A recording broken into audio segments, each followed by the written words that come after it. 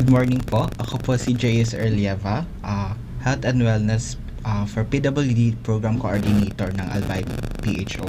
So ngayon, tatalakayin natin ang tungkol sa International Day of Persons with Disabilities. So I will be talking about some concepts about disability, PWD, para maintindihan natin kung ano nga ba sila at mapahalagahan natin ang kanilang karapatan.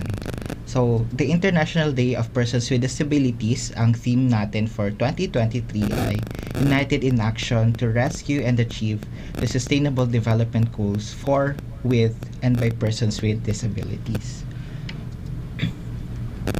So, bakit nga ba natin sineselebrate ang International Day of Persons with Disabilities? Ito ay to promote and understand the disability issues and mobilize support for the dignity, rights, and well-being of persons with disabilities.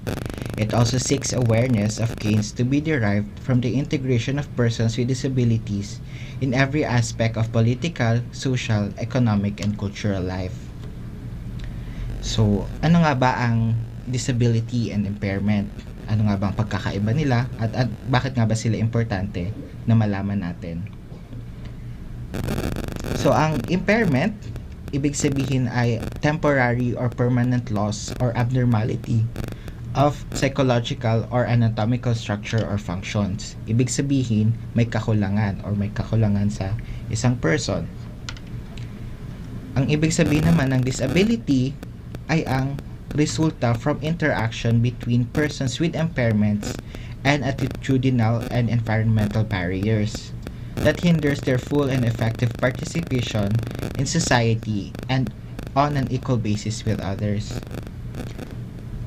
So nakikita natin sa diagram na may intrinsic factors na person with impairment, ibig sabihin ayun yung kakulangan nila. At ang mga attitudinal and environmental barriers are extrinsic factors tulad ng view natin sa society about sa persons with disabilities or discrimination against PWDs and all that. So this will lead to disability or disabling situation. So sino nga ba ang mga persons with disabilities? Sila ay those with physical or mental impairment that restricts him or her to perform daily living activities either continuously or periodically for extended periods. It includes those who have long-term physical, mental, intellectual, or sensory impairments which in interaction with various barriers may hinder their full and effective participation in society and on an equal basis with others. Ibig sabihin, hindi lamang physical ang disability, meron din tayong mental or intellectual na hindi apparent na nakikita natin. So, according sa Republic Act 7277 or Magna Carta for PWDs, may mga types of disabilities. This is also according to the Department of Health. So, there are 10 types of disabilities which are 1. Deaf or hard of hearing. Number 2 is intellectual disability. Number 3 is learning disability. Number 4, mental disability. Number 5, physical disability.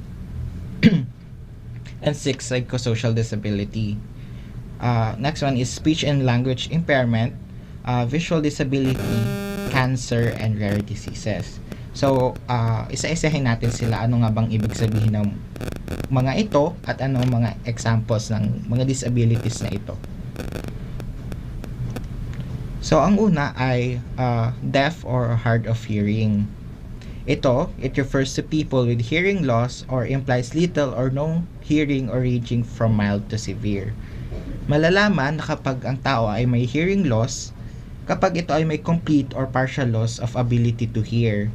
Minsan, nalalaman ito kapag 26 decibels or greater hearing threshold na lang at average of frequencies na 0.5, 1, 2, 4 kilohertz na lang ang naririnig ng isang tao. Pangalawa naman ay intellectual disability. Ito ay significantly reduced ability to understand, new or complex information and to learn and apply new skills. Ang mga examples nito, yung mga persons with developmental disorders such as yung persons with Down syndrome, autism, or ADHD. Sunod naman ay ang learning disability. Ibig sabihin nito, sila yung mga persons, although normal in sensory, emotional, and intellectual abilities, exhibit disorders in perception, listening, thinking, reading, writing, spelling, and arithmetic. Sila yung normal sila sa emotional and intellectual abilities, pero medyo may disorder sila sa pag-percept, pagbasa, pagsulat, at sa arithmetic or solve sa math and all. So examples nito ay dyslexia, or yung mga persons na hirap sila magbasa kasi parang gumagalaw or hindi nila mabasa hindi sila makafocus sa pagbasa dahil parang gumagalaw yung mga letters na nababasa nila. Dyscalculia, ito yung mga may inability to count or sa direction. And dysgraphia, ito yung may mga impairment sa pagsulat. Next one naman is mental disability. Ito is a disability reducing from organic brain syndrome or mental illnesses. Minsan, ito yung mga hindi non-apparent or hindi natin nakikita ng disability, pero it exists. No? Examples nito, persons with schizophrenia and bipolar disorder. Pang-apat naman ay pang-lima ay ang physical disability. Ito yung mga people with restriction in participation due to any physical impairment that affects person's mobility, endurance, or stamina na nagka-affect sa accomplishing task nila and skillful quality of life.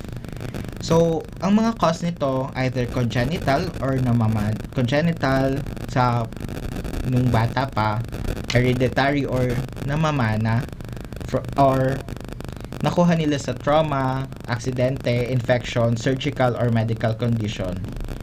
So may mga following disorders like connective tissue or musculoskeletal or orthopedic disorders, neurological or neuromuscular disorders, and cardiopulmonary disorders. Dati, hindi pa physical disability ang tawag, no, orthopedic lang. So ngayon, naging broad na yung scope ng physical disability dahil hindi lang sa buto or hindi lang orthopedic ang causes ng ating physical disability.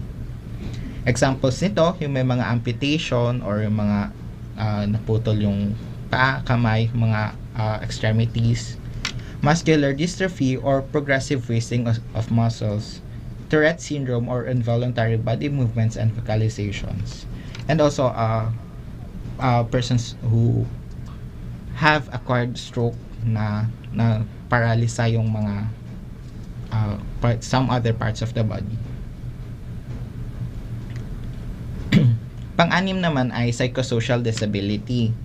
Ito yung mga acquired behavioral, cognitive, emotional, or social impairments na naglilimit sa tao na makipag-interact sa ibang tao or civilizing processes or activities of daily living, but not limited to deviancy or antisocial behavior. Ang mga examples nito ay yung mga persons with major depressive disorder, bipolar disorder, anxiety disorder, at post-traumatic stress disorder. Sila yung mga persons na hirap makipag-interact sa other people due to trauma or other emotional or other causes. So, pangpito naman ay speech and language impairment. Sila, one or more speech language disorders of voice, articulation, rhythm, and nororeceptive and expressive processes of language. Sila naman yung mga persons with impairment sa speech or sa pagsasalita at language. Meron tayong hair lip, stuttering, apraxia, at mute or yung mga pipe. Pangwalo naman ay ang visual disability. Dito, sinasabi sa batas at sinasabi ng DOH, sila yung may impairment of visual functioning even after treatment or standard refractive correction, and has visual acuity in the brighter eye of less than 6/18 for low vision and 3/60 for blind, or a visual field of less than 10 degrees from point of fixation. Ibig sabihin lang nito, ang may mga visual disability, nakakategorize sa may mga persons with visual disability kapag ang impairment nila sa kanilang paningin or sa kanilang paningin nga ay hindi na nako-correct ng refraction, ng salamin, or surgery.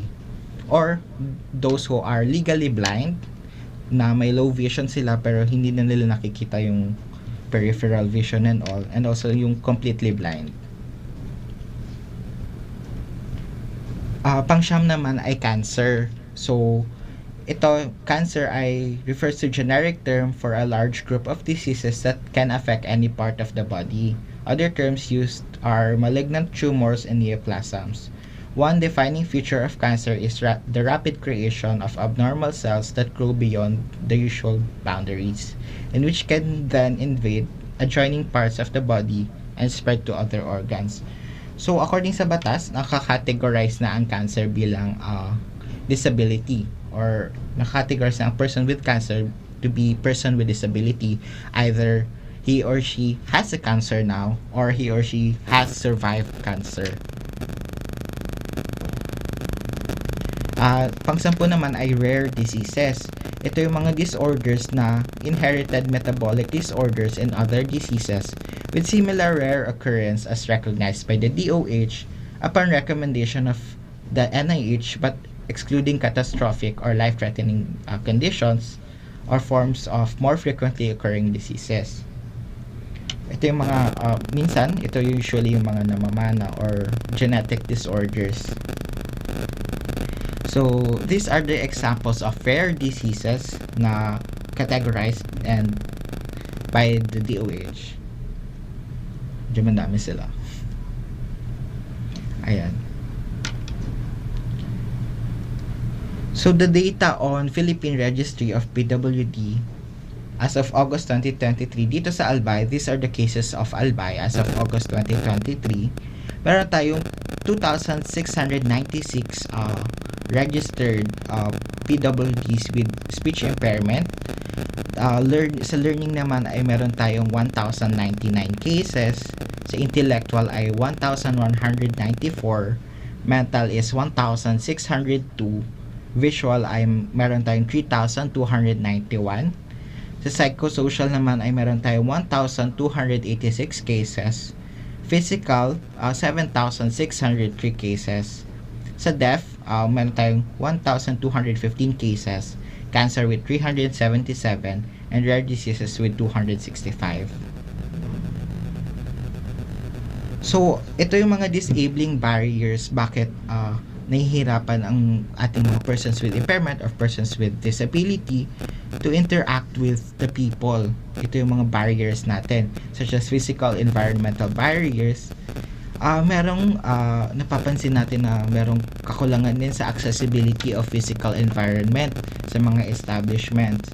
Although mostly meron naman tayong mga ramps or ramps for the PWDs and elevators, pero yun pa rin, nagkakaroon din tayo ng kakulangan to accessibility para sa kanila, such as the structures and transportation. Next one naman is attitudinal barriers such as discrimination and negative attitudes from families, communities, service providers, and authority. No? Although nakasaad sa batas na RA 7277, Magna Carta for Persons with Disabilities, na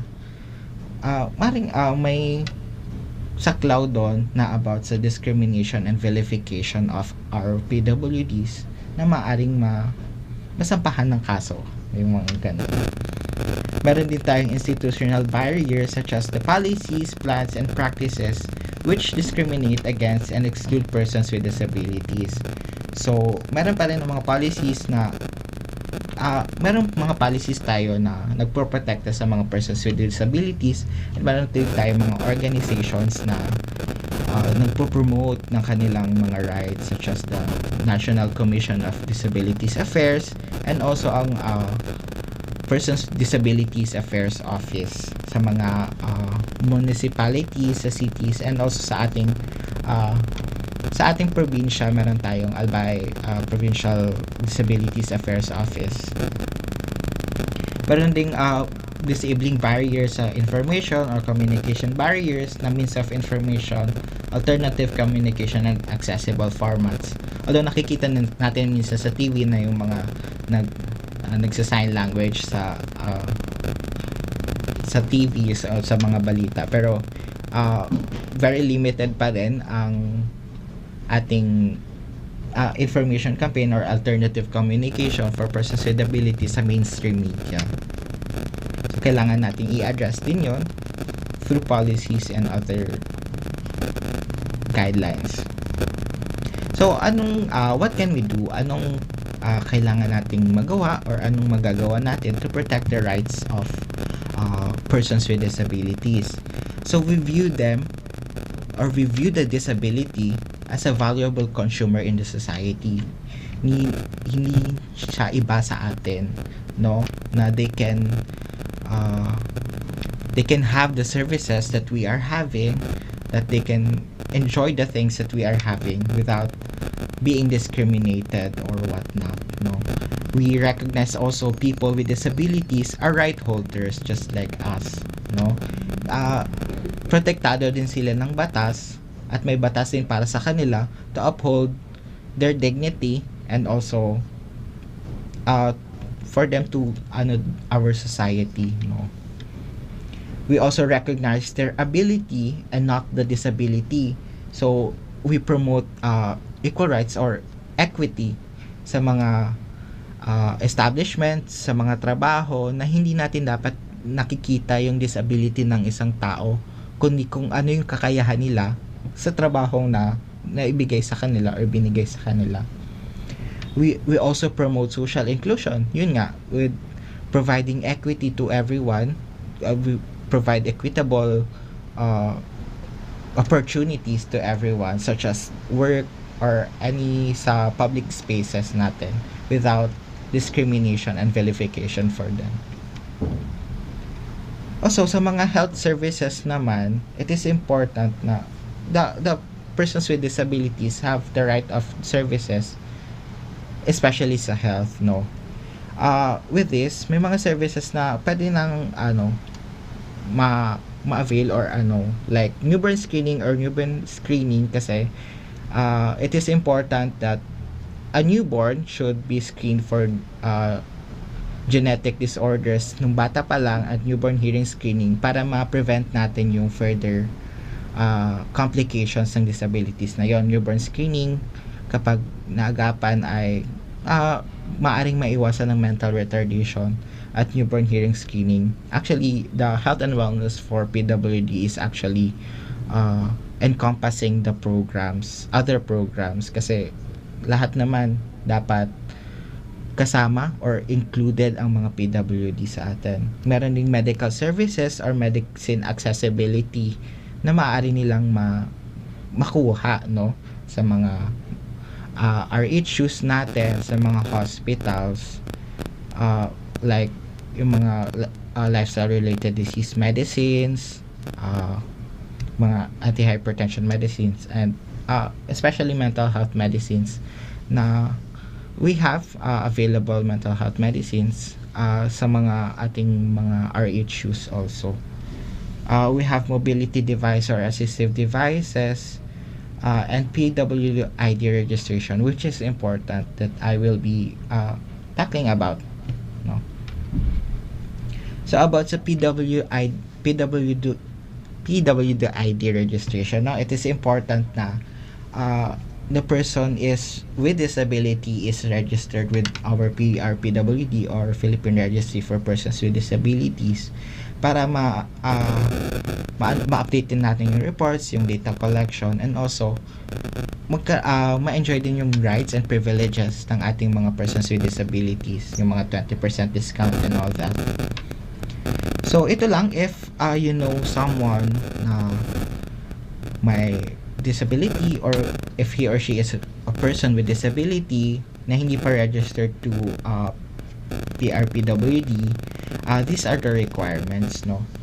Pumunta lamang sa inyong Municipal Social Welfare and Development Office or PDAO sa inyong mga munisipyo to avail of this identification cards or PWD ID. So these are the requirements, no? We have kailangan lang ng dalawang 1x1 picture with name and signature or thumb mark at the back of the photo.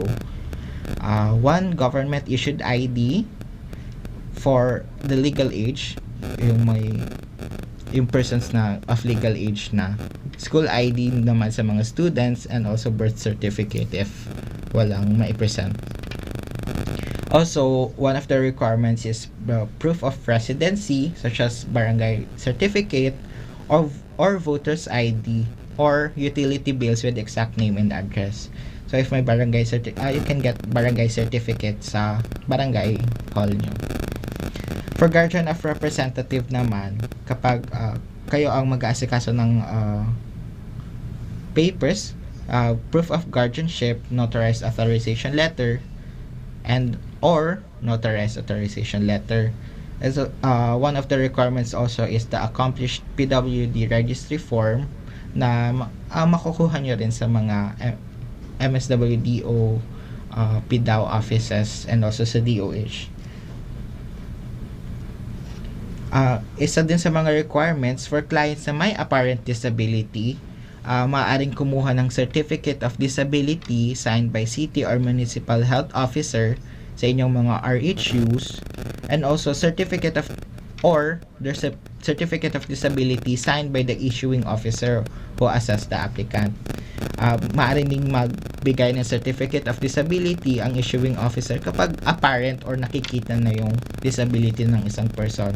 Pero kapag yung issuing officer naman ay medyo duda siya sa kanyang assessment, pwede niyang i-refer yung patient sa mga RHU to be seen by the municipal health officer or city health officer. Anyway, our city health officers, our RHUs, they are trained for PWD categorization and classification. Kaya, yan. Pero if the client has or non-apparent disability, such as yung hindi nakikita, such as mental disability, intellectual disability, maaari silang kumuha ng Certificate of Disability signed by specialist or by appropriate physician from city or municipal health offices sa any private medical institution. It is important na magkaroon ng Certificate of Disability yung mga may non-apparent disability sa mga specialista upang ma-verify din if the person has one or the person has an impairment. Ayun lamang po, at maraming salamat, at patuloy pa rin tayong ipaglaban ang karapatan ng ating mga persons with disabilities upang ating ma-achieve ang mga sustainable development goals. Yun lamang po, magandang umaga po.